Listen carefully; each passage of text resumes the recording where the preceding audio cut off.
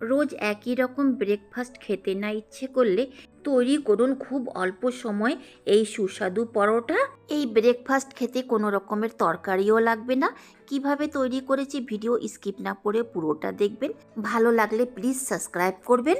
নমস্কার, মঞ্জু কিচেনে আপনাদের সকলকে স্বাগতম।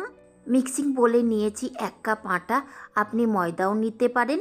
দেব ভেজে নেওয়া হাফ টিস্পুন সাদা তিল, দেব ভাজা মশলা, শুকনো খোলাতে হাফ টিস্পুন জিরা ধনিয়া, 1/4 টিস্পুন জোয়ান দিয়ে হালকা মতো ভেজে নিয়ে ক্রাশ করে নিয়েছি।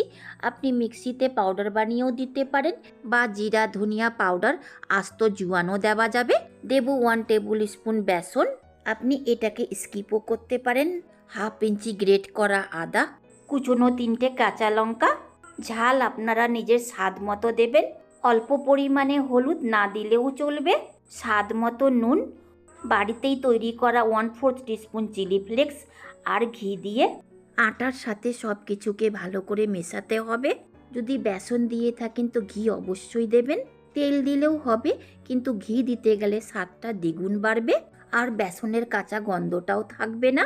ভালো করে মেশানো হয়ে গেলেই দিতে হবে কেটে নেওয়া পালক শাক। পালক শাককে বেশ জল পাল্টে পাল্টে ধুয়ে কুচিয়ে কেটে নিয়েছি। আমি 1 কাপ আটাতে 1 কাপ পালক শাক দিচ্ছি, যেহেতু এটা পালক শাকের পরোটা তৈরি করব। আপনি পালক শাককে সেদ্ধ করে বেটে নিয়ে আটাতে দিতে পারেন।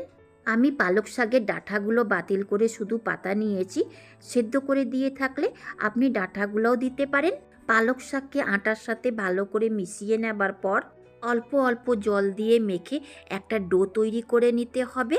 একবারে অনেকটা জল দিয়ে মাখতে যাবেন না, ডোটা নরম হয়ে যেতে পারে।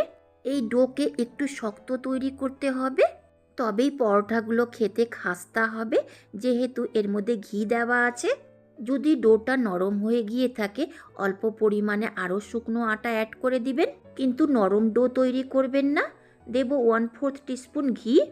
কাঁচা পালক শাক লবণের সম্পর্কে আসলেই জল ছাড়বে। শক্ত ডো তৈরি করতে গেলে সেই জলকে সোক করে নেবে। ঘিয়ের সাথে ডোকে ভালো করে মাখা হয়ে গেলে ঢাকা দিয়ে 10 মিনিট মতো রেস্টে রাখবেন। ঢাকাটা সরিয়ে ডোকে আরেকটু ম্যাশ করে নিব। যদি ডোটা নরম হয়ে গিয়ে থাকে তো অল্প পরিমাণে শুকনো আটা দিয়ে একটু আরও ম্যাশ করে নেব। আর বড় ডো থেকে ছোট ছোট ডো কেটে নেব। চাকতিতে দেব অল্প পরিমাণে শুকনো আটা।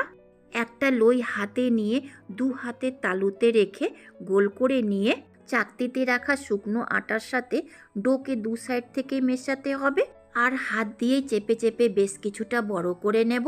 এর মধ্যে খুব বেশি শুকনো আটা লাগাবেন না, পরোটাটা খাবার স্বাদ খারাপ হয়ে যাবে। হালকা হাতে বেলে নেব। একে জোর লাগিয়ে বেলতে যাবেন না, পরোটাটা ছিঁড়ে যেতে পারে।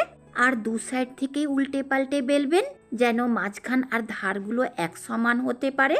আর পাতলা করে বেলতে হবে, যেহেতু এর মধ্যে কাঁচা পালক শাক দেওয়া আছে তাই সেদ্ধ হতে একটু সময় লাগবে। এইভাবেই আরও পরোটা বেলে নেব।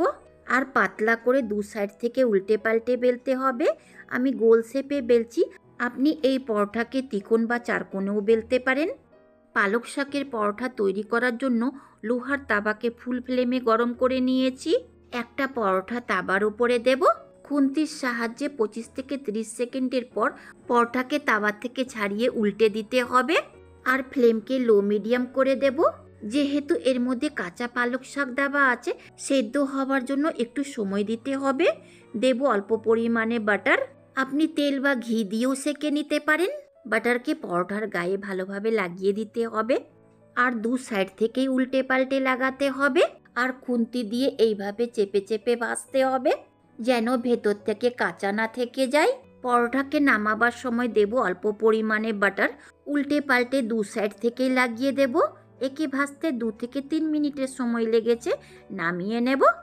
একইভাবে আরেকটা পরোটা তাওয়াতে দিয়ে উল্টে পাল্টে ভেজে নামিয়ে নিয়ে প্লেটিং করে নেব। আরও ভেজে নেওয়া পরোটাগুলো সবাই গরম গরম শুধু মুখেই খেয়ে নিল। পালক শাকের পরোটাকে প্লেটিং করেছি দই আর বাটার দিয়ে। আপনি যে কোনো আচার বা তরকারি দিয়ে প্লেটিং করতে পারেন। এই পরোটাটা খাস্তা হওয়ার ফলে একে খেতে তরকারি লাগে না। গরম থাকতে গেলেই আপনি পেট পুড়ে খেতে পারবেন, বা বাচ্চা হোক বা বড় তাদের টিফিনেও আপনি দিতে পারবেন।